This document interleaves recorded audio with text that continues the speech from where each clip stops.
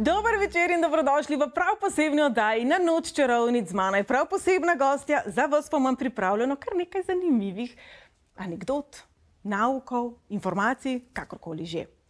Kje prvič v življenju ponavadi slišimo za pojem čarovnica? V pravljicah, pa ponavadi so strašljive, ponavadi so nevarne. Sestrične vaše, veste, gospa, ne, ona je prijazna čarovnička, poglejte jo, kako je prijazna tukaj čisti, upam, da me ni preveč slišala. Naprimer, v pravljicah, kot je Sneguljčica, se že kaj hitro naučimo, da je nevarno sprejeti darila, da se pogovarjati z neznanci tudi lahko nevarno. Saj ne rečem, da kakšen v redu nauk pa ni v tej pravljici in na tovcevanju z lami.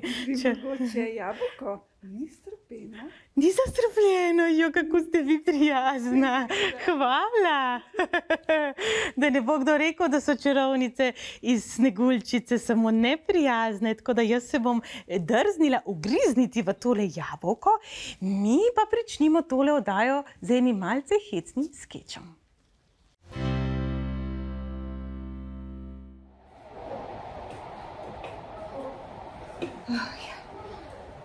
Krucifiks.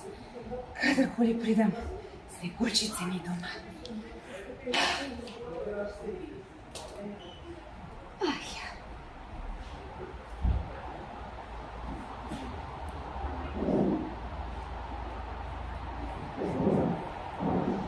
Haha, jo že dobim.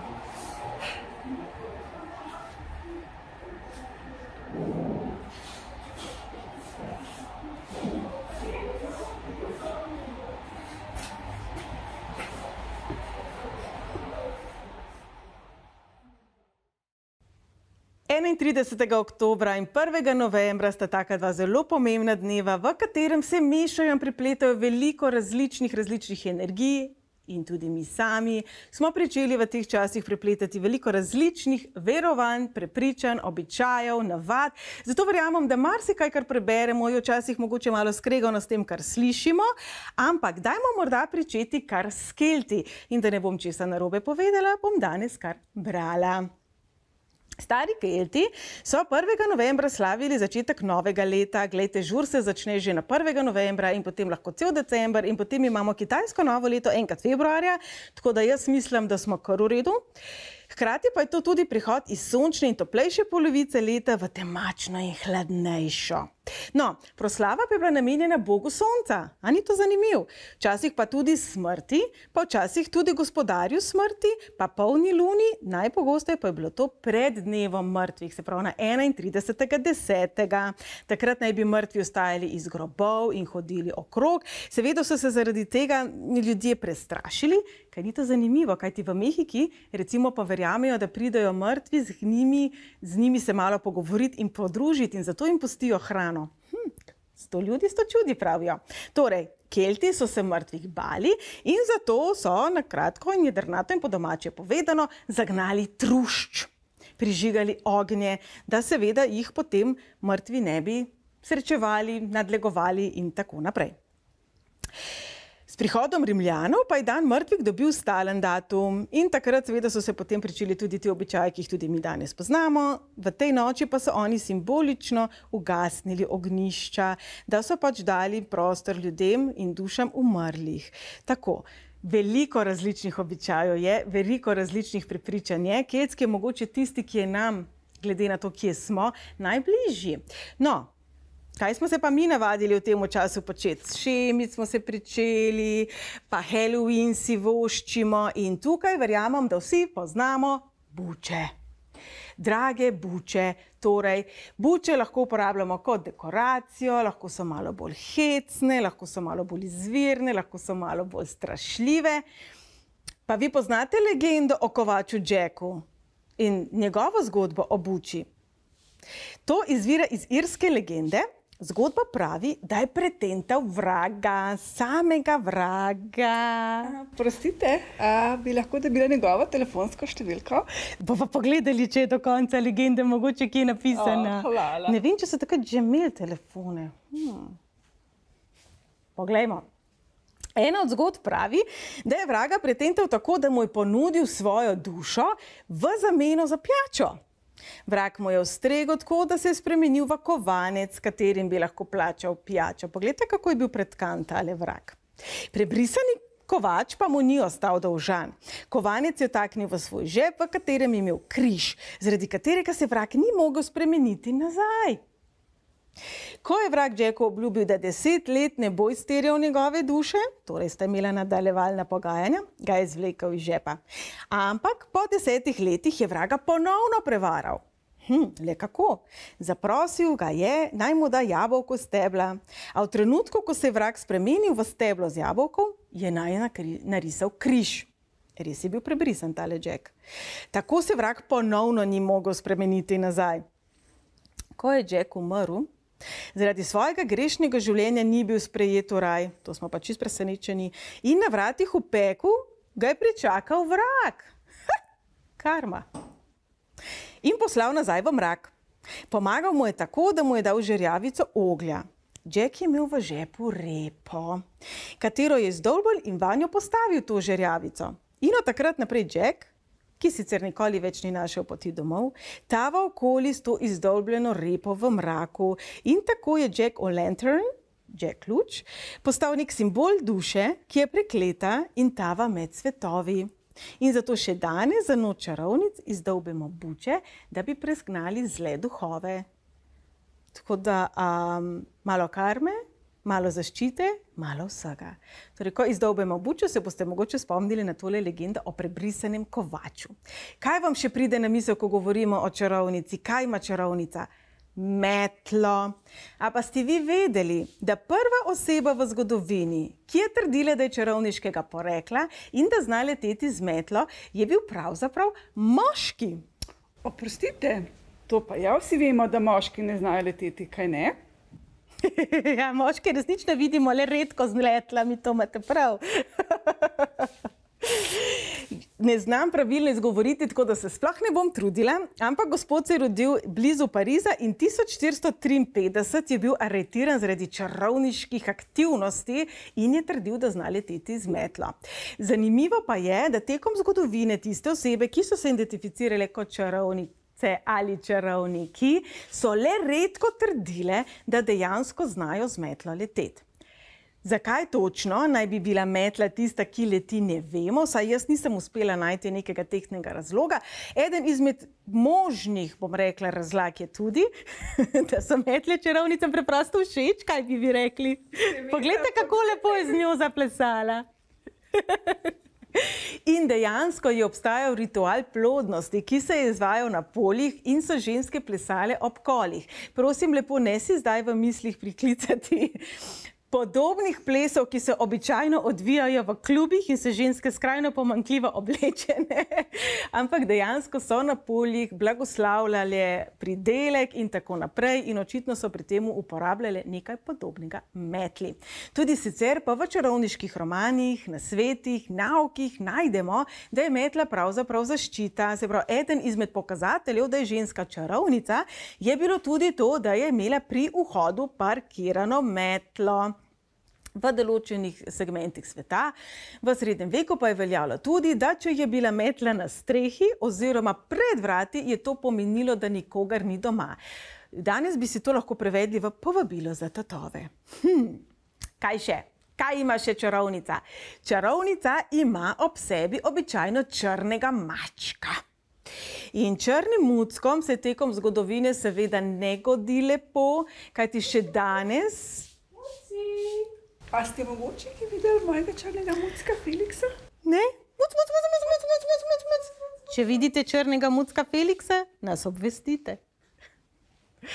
Muce še danes zelo radi žrtvujejo v ritualih, v žrtvovanjih. Marsikdo še danes verjame, da črni mucki prinašajo nesrečo, da so zlobni. To pa pravzaprav izvira iz srednjega veka, ko so črnega muca pričeli uporabljati kot simbol za hudiča. Vemo pa, da ko se je v zgodovini v Evropi pojavilo preganjanje mačk do te mere, da so mačke skoraj iztrebili, da se je v Evropi posledično, zato ker več nihče ni hrustal podganic in mišk, pojavila kuga. Torej, sprašujem se, kdo je imel zdaj bolj prav. Mi v Evropi, ki smo mačke preganjali, in vsi tisti, ki mislijo, da so črni mački prekletstvo, ali Egipčani, ki mačke pravzaprav častijo. Se včasih zavprašati, kdo je bil bolj pameten v zgodovini ali danes? Jaz pa se sprašujem, ali pravzaprav danes še obstajajo moderne čarovničke in kako izgledajo. Ali čarovnice obstajajo med nami? In kje? Le kje jih lahko najdemo?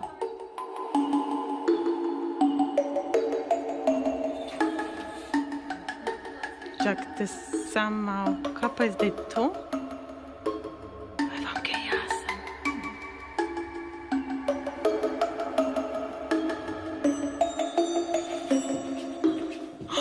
A ste videli? Eno smo pa najdeli. Dajmo jo vprašati, če nam kaj pove. Oprostite, čarovnička, a bi dala eno hitro izjavo, kratko za našo oddajo? Nimam časa. Jaz sem pa naprej še, da ti dajete izjave. Čakajte, to je pa vaša čarovna palica, je tako? Je trening.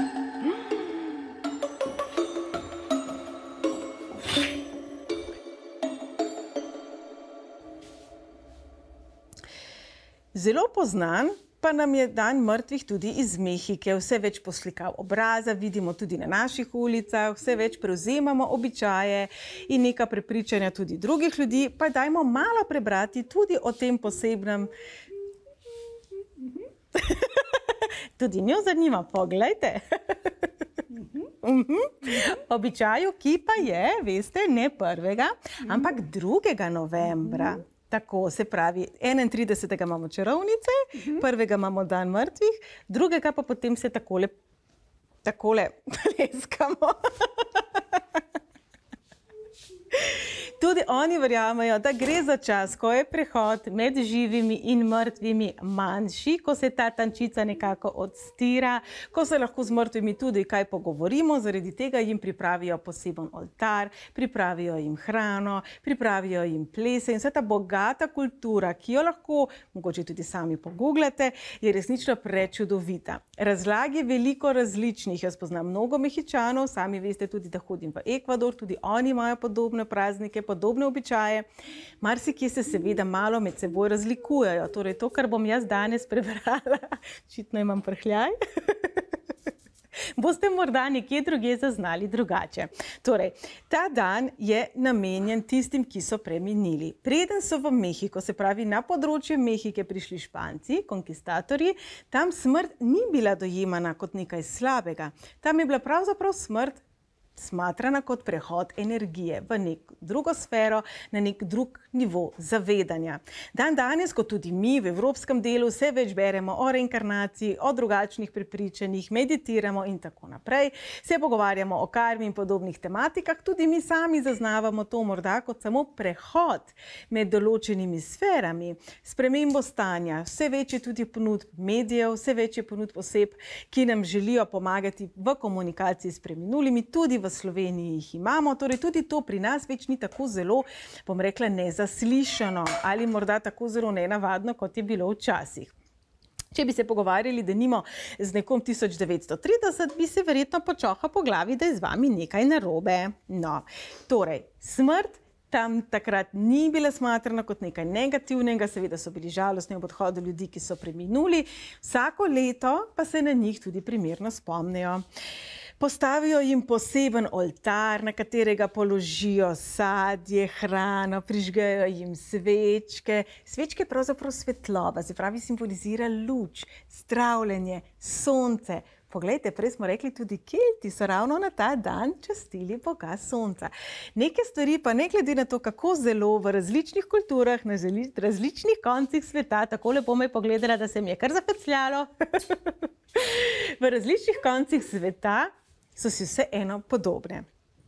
Torej, Ti oltarji, ki jih oni postavijo, na katerega položijo rože, hrano, jih lepo okrasijo, bogato opremijo s prtički, svečkami in tako naprej, so namenjeni temu, da privabijo duhove v njihovo bližino, da eno z njimi rečejo, da malo pokramljajo, si malo izmenjajo, stari, kako spa ti kaj zdaj, a pogrešaš per in podobno. Recimo. Zraven hrane je seveda tudi voda, zraven so tudi lepi predmeti, ki naj bi duhovom oziroma dušam prednikov pokazali, da so za nas, ki smo tukaj živi, še vedno zelo dragocene. Ne velja potem tega pokrast, veste? A še en jabolček? Koliko ste vi prijazna? A preveč govorim, moram malo pojesti. Jaz še nisem preminula. No, poznamo pa tudi, vidite na sliki, lobanje. Danes lobanjo povezujemo z heavy metal muziko in mogoče z malo bolj negativno konotacijo. Temu včasih ni bilo tako. Calavera je pravzaprav tale lobanja. In včasih v 18. in v 19. stoletju, malo plonkam, priznam, so calavere bile oblika pesmi, ki so bile kratke, jedrnate, nekoliko malo sarkastične, tukaj le pravijo, in so bile v bistvu objavljene zato, da so nekako pikirale in piknile tiste, ki so še živi, ne mrtve. Kajti če kaj, so v Mehiki in v teh krajih izjemno spoštljivi do oseb, ki so preminule, da me slučajno ne bi kakorkoli narobe razumeli. Torej, ampak nekako tekom vsega tega pa so postale lobanje in oblika lobanj tudi simbol za dan mrtvih, morda ravno zato, kaj pa bi bil večji simbol tega, da več nismo tu, da več nismo v tej fizični obliki, ampak obenem tudi opomnik, da naše bistvo, torej naša duša, se pravi naše okostje, pa je še vedno prisotno nekje, pa mogoče na drugačnem nivoju zavedanja. Torej, no, tudi grobovi pri njih so zelo lepo okrašeni, tako kot vsi, in verjamem, da vse posod po svetu ob teh datumih si tudi oni posvetijo več časa za to, da grejo, uredijo grobove, da se posvetijo zadnjemu, bom rekla, domu ljudi, kjer so se od njih poslovili. In se seveda tudi oni zrihtajo. Recimo ena velika razlika med nami in med temi kraji je to, da oni si dejansko vzamejo čas za festival, za ples, bom rekla skoraj da za žur, za izraznost. Mi pa, če smo iskreni, ko gremo na grobove, bi rekla, da vsaj nekaj ljudi se resnično ugvanta, totalno so zatagmašno poštimani, ampak zato, da bodo sosedje pa sorodniki videli, koliko imajo oni lepe nove čevlje, pa krzne montelc, pa tako naprej. Velikokrat namen za tem ni enak, kot je namen za vsemi temi kostumi, ki jih vidimo mi recimo v Mehiki in v podobnih krajih, ki so pa pravzaprav čaščenje tistih, ki so že odšli. Pražnje se oblečajo zato, ker želijo slaviti življenje, ker želijo biti hvaležni za življenje. Mi načeloma objokujemo izgubo ljudi, ki jih več ni ob nas, tako je seveda vse povsod po svetu. Vam pa povem še eno zanimivost. Tako v Ekvadorju, kot v Mehiki, kot v večini južnoameriških držav, ko nekdo premine, se ga pokoplje v roku 24 ur. Ne tako kot v Sloveniji, recimo, ko se je od nas poslovila moja mama, je trajalo skoraj en teden, da smo se lahko od nje poslovili potem tudi na pogrebu. In če primerjam, se mi zdi mogoče njihov način malo bolj zdrav, da se lahko primerno od duše poslovimo. Tudi sami obredi so tam zelo drugačni od naših, seveda jim je hudo, seveda jokajo, ampak se želijo spomniti življenja človeka, daril, ki so ga prejeli od te osebe, od vsega lepega, vsega tega, kar je to osebo veselilo, kar je to osebo izpolnjevalo, zato da nimo na pogrebu ni nič nenavadnega, da če je recimo ta oseba imela rada jabolka, se potem postreže jabolka. Tudi sicer, če se znova vrnemo nazaj v Mehiko, tudi njihove ceste, njihove ulice, vse so pražne, oblečene, sem že skoraj hotela reči, okrašene, da skoraj da ne vemo, a imamo že novo leto. Tudi za tem je podoben razlog. Slavimo življenje in slavimo to, kar v tem trenutku imamo. Ti, bom rekla, okraski so običajno narejeni iz papirja, tako da jaz jim želim, da ne bo padal dež. In to se dogaja že stoletja dolgo. Zelo so barvni, zelo so izpolnjeni, zelo so... Oprostite, kje in kdaj bo žur? Jaz mislim, da najbolje, da rezervirate 31. Prvega mogoče ne, pa potem drugega znova. Hvala. Vabljeni. Ja, to resnično zgleda kot žur. Ko pogledamo njihovo praznovanje dneva mrtvih, mogoče bi si mislili, kaj pa je z njimi narobe, oni ga sam žurajo. No, Bog si ga vidi, kdo ima bolj prav, mi ali oni. Običaji po svetu so si različni. Pravilno pa je, da te običaje spoštujemo, da spoštujemo svojo kulturo in tujo kulturo. Torej, poglejmo pa si malček od bliže en obrazek, ki je takole poslikan.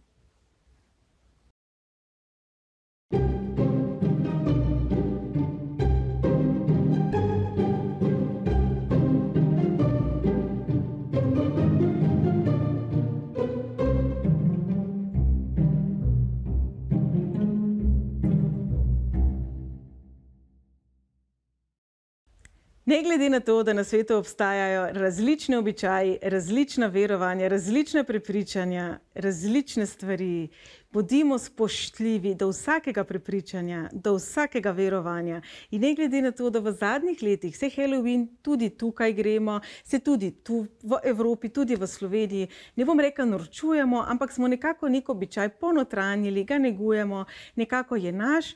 Je prav, da vemo, kaj pravzaprav praznujemo in kaj s tem počnemo. In ob koncu bi rekla, zavedajmo se, da je življenje darilo, da je pravzaprav dan mrtvih, opomnik, da smo mi pa še tu, da smo živi, da je naša odgovornost, da poskrbimo za mati zemljo, da je naša odgovornost, da poskrbimo za naše naslednike, ne glede na to, ali otroke imamo ali ne, da je naša odgovornost naše življenje. In kadar vam je zelo hudo, se spomnite, kaj bi dali za samo en dan življenja, tisti, ki jih ni več med nami. Kaj bi dali morda tudi mi, zato da bi nam drage osebe lahko še enkrat objeli. Ne glede na to, da morda smo sprejeli koncept reinkarnacije, da verjamemo, da so nekje na boljšem, da jih ne boli več, da so mirni. Kaj bi dali za še en objem? Torej, kadar vam je hudo, kadar imate občutek, da ne gre več naprej, da ste ujeti v neki zamki, se morda spomnite na to in si poskusite perspektivo in pogled na svet, na življenje, na sebe malo spremeniti. Ko pa govorimo o raznih žurkah, joj, se res se moram še čarovnici javiti, kam pa kdaj. Ko govorimo o raznih praznovanjih in temu, pa bi ob koncu opozorila še sledeče. Velikokrat si sposojamo izgled drugih kultur in tudi sicer po internetu vsako leto videvamo takšne in podobne kampanje oseb, ki so iz določene kulture, ki želijo opozarjati, da so del kulture in ne kostuma.